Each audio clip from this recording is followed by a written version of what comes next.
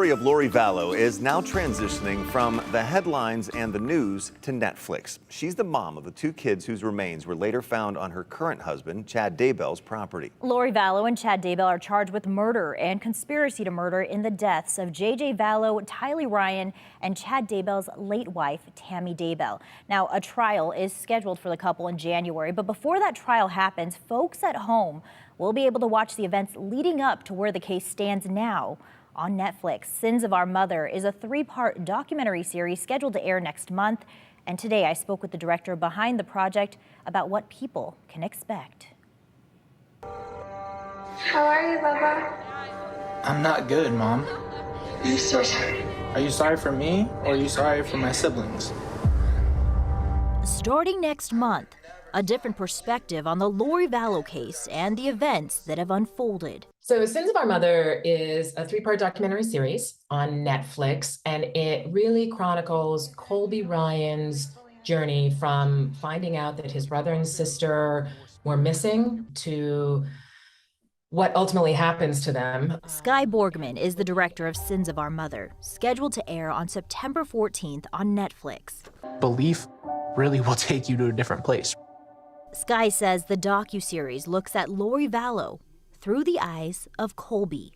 Colby is Lori's only remaining child. And I just sat there going, what must he be going through? I mean, to lose his brother and sister, to lose his father, Charles, and to lose his mother. And so I really wanted to talk to Colby and to look at this story from his perspective and to really get a sense of how you survive something like this, because it's completely unimaginable. What is it that you think that I've done? That was one reason she wanted to direct this. The other? I have always been interested in sort of the ripple effects of stories like these and looking at the family members that are affected. And this isn't her first documentary with Idaho ties. She's also the director behind Abducted in Plain Sight. If you're laying a trap for me, I'll kill you.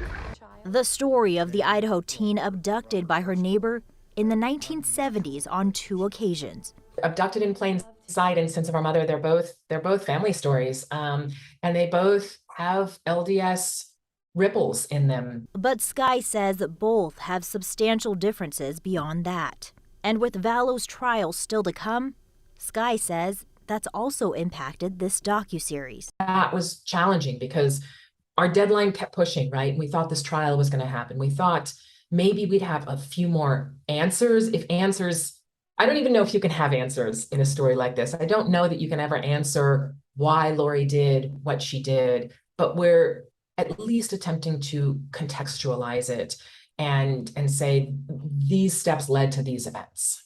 As some folks get ready to tune into the docuseries, both Skye and Colby hope you'll take more out of this story than just the tantalizing details that have captivated the nation. You know, I think you look at this man, Colby Ryan, and he's got a family of his own, and he's committed to being a good father and a good husband. And in the wake of such incredible tragedy, and he really is an inspiration. And I know Colby wants people to walk away with the feeling that you can get through it no matter what.